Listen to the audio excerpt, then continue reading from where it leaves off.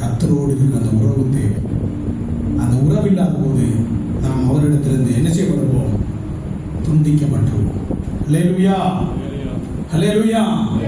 ஆகவே தான் உங்கள்கிட்ட கேட்ட ஊழியம் செய்கிற பிள்ளைகள் எவ்வளவு நேரம் ஜெபிக்கிறீங்க, எவ்வளவு நேரம் வேதம் வாசிக்கிறீங்க, எவ்வளவு நேரம் கர்த்தரோட வேலை செய்கிறோம். வேலை செய்ய வேண்டும், வேலை செய்ய வேணாம் நான் சொல்லல. இங்கே சபையிலெல்லாம் சொல்லியிருக்கேன், ஊழியக்கிற பிள்ளைகள் எல்லாரும் வேலை செய்யுங்க, எல்லாரும் வேலை செய்யணும், வேலை செய்யணும். சோம்பேறியே எங்க போய் கற்றுக்கொள்ளணுமா? ஆமா, தெளிவா இருக்கீங்க. எங்க போய் கற்றுக்கொள்ளணும்? எறும்பின் இடத்துல போய். அப்ப நம்ம என்ன செய்யணும்? வேலை செய்யணும். ஆனால் ஓய்வு நாளை அசட்டை பண்ணுகிறான். சத்தமாக சொல்லுங்க. சபிக்கப்பட்டவன் என்று எழுதப்பட்டிருக்கு. என்ன எப்படிப்பட்ட வார்த்தை எழுதப்பட்டிருக்கு? சபிப்பு. எவ்வளவு பெரிய ஆபத்து என்பதை நாம் புரிந்து கொள்ள வேண்டும். தேவ சமூகம் எவ்வளவு முக்கியம் என்பதை நாம் புரிந்து கொள்ள வேண்டும். அவ்வளவு கவனமாய் நாம் நடக்க வேண்டும். இந்த வசனம் வாசிப்போம். ரெண்டு மட்டும் வாசி முடிங்க. என்னில் கனி கொடுக்காத கொடி எதுவோ அதை அவர் என்ன செய்வாராம்? அறுத்து போடுவார். கனி கொடுக்கிற கொடி எதுவோ அது அதிக கனிகளை கொடுக்கும்படி அதை சுத்தம் செய்வார். ஆமென், ஹல்லேலூயா. எந்த கொடி அதிக கனிகளை கொடுக்கிறதோ அதை சுத்தம் செய்வார் என் அருளாளர். ஆமென். இந்த மத்தியான வேளை யாரெல்லாம் ஆண்டவரே நான் நல்ல கனிகளை கொடுக்கத்தக்கதாய் உம்மோடு இருக்கத்தக்கதாய் என்னை முழுமையாய் சமூகத்தில் அர்ப்பணிக்கிறேன் ஆண்டவரே, உம்முடைய கரங்களில் என்னை அர்ப்பணிக்கிறேன் என்று சொல்கிறீர்களோ அந்த பிள்ளைகளை, அந்த சகோதரனை அவர் சுத்தம் செய்து தன்னுடைய வேலைகளுக்கு நேராக கொண்டு போவார். ஆமென், ஹல்லேலூயா. வேதம் சொல்லுகிறது, மத்தேயு புஸ்தகம் 18வது அதிகாரம் 7-9 வசனங்களை நாங்கள் வாசிக்க கேட்கலாம். மத்தேயு புஸ்தகம் 7ஆம் அதிகாரம் 18வது அதிகாரம் 7-9 வசனங்களை வாசிக்க கேட்போம்.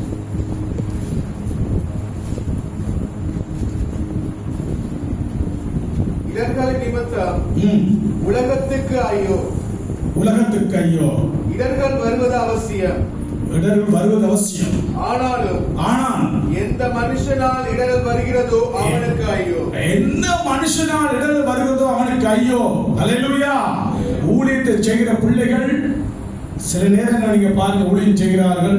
ஊழியம் செய்கிற பிள்ளைகள் போய் சினிமா பாட்டுகள், சில நேரங்களில் வாகனத்துல போகும்பொழுது என்ன செய்வாங்க? சினிமா பாடலை போட்டு கைகளை தட்டி நல்லா ஜொலியா சந்தோஷமா போவாங்க. நான் சொல்லியிருக்கேன், போறவங்க திரும்பி வர மாட்டாங்க. ஹல்லேலூயா. உங்களுக்கு தெரியுமா, ஒரு நீதிமான் இருந்தா என்னவா இருக்குமா? அந்த பட்டணம் அழிக்கப்படாதபடி பாதுகாக்கப்படும். நீதிமான் வந்து நீங்க பிரயாணம் செல்லும் பொழுது பஸ்ஸுக்குள்ள எத்தனையோ சகோதர சகோதரி மதத்தை உள்ள இருப்பாங்க. உங்கள் நிமித்தமா அவங்க எல்லாம் என்ன செய்யப்படுவாங்க? பாதுகாக்கப்படணும். நீங்களும் போய் அவளோடு சேர்ந்து தவறான காரியத்தை செயல்பட்டீங்கன்னா அவங்களோடு சேர்ந்து நீங்களும் அவர்களுக்கு ஐயோ. ஐயோட என்னவா? எங்க ஐயோன்னு சொல்லப்படுகிற இடம்? மரண வீட்டு. நல்லா புரிஞ்சுக்கோங்க. எப்படி கடவுள் வார்த்தைகளை முடிச்சிருக்காரு கவனித்து பாருங்கள். ஊழியக்காரன் வள்ளுக்கவனமாக இருக்க வேண்டும் விஷயத்தில். நாம் தேவனுடைய பிள்ளைகள். ஆமென் சொல்லுங்க. ஹல்லேலூயா. உங்களுக்கு எச்சரிக்கையாக இவர்களை சொல்ல விரும்புகிறேன். ஏனென்றால் நாம் தேவனுடைய பிள்ளைகள், நாம் தேவனால் தெரிந்து கொள்ளப்பட்டவர்கள். நாம் கவனமாக இருக்க வேண்டும். அவர் சமூகத்தில் உண்மையாக இருக்க வேண்டும். நான் அடிக்கடி சொல்லுவேன், பிரதானமான மேய்ப்பர் யார் தெரியுமா? நான் என்ன சொல்லுவேன், நான் பேச வேண்டிய விஷயங்கள், அநேக விஷயங்களை போதும் ராஜர் பேசிக்கொண்டு நான் அவதானித்து வந்தேன். நான் எடுத்து வைத்த நிறைய விடயங்களை அவர் பேசிக்கொண்டு அவதானித்திருந்தேன். ஹல்லேலூயா. என்னுடைய பிரதானமான மேய்ப்பர் யார் சொல்லுங்க? சொல்லுங்க. எங்களுக்கு பிரதான மேய்ப்பர் யார்? இயேசு கிறிஸ்து. ஆமென். அவர் தான் எங்களுக்கு பிரதான மேய்ப்பர். நீங்க கவலையப்படுத்தவில்லை. உங்களோட அவர் வருவார், அவர் உங்களை நடத்துவார். ஹல்லேலூயா. வசனம் சொல்லுங்க பாருங்க. லூக்கா புஸ்தகம் 11வது அதிகாரத்தை தெரிந்து கொள்ளுங்க. 11வது அதிகாரம்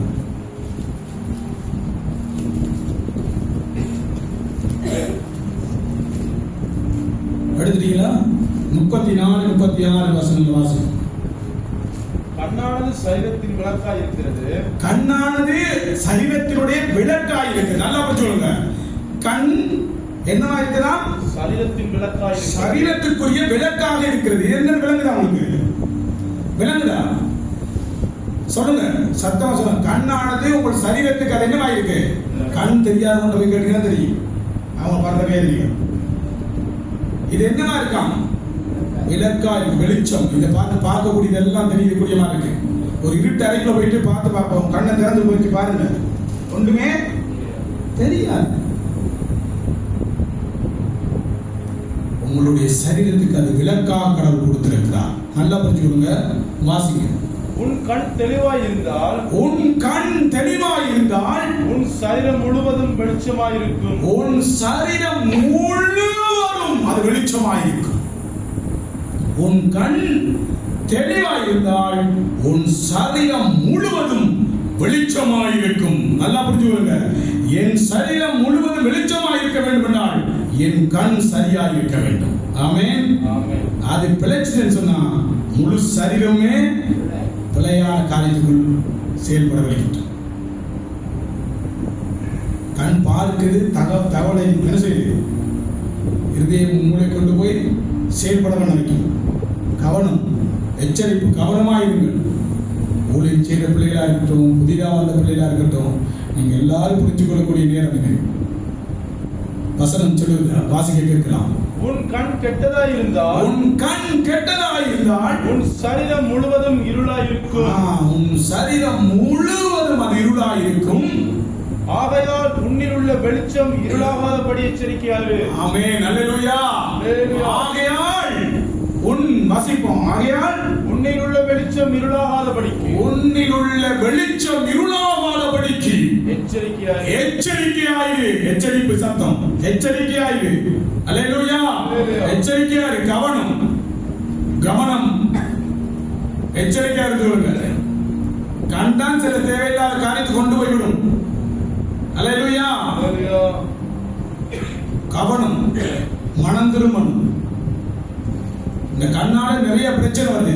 கண்ணால சில பேசுவாங்க, சொல்லுவாங்க, அது என்னன்னு பேசுறாங்கன்னு தெரியல. கண்ணாலே பேசுவாங்க. கண்ணால பேசுறாங்களா இல்லையா? கண்ணால பேசுற உண்டு, ஆனா என்னன்னு பேசுறாங்கன்னு தெரியாது. அது எப்படி பேசுறாங்களோ பேசுறாங்க. கண்ணால கண் இல்லாம போகும்போது தான் தெரியும். அல்லேலூயா. இருக்கிற கர்த்தர் கொடுத்த அந்த கண்ணை நன்மைக்கு பயன்படுத்த வேண்டும். ஆமென்.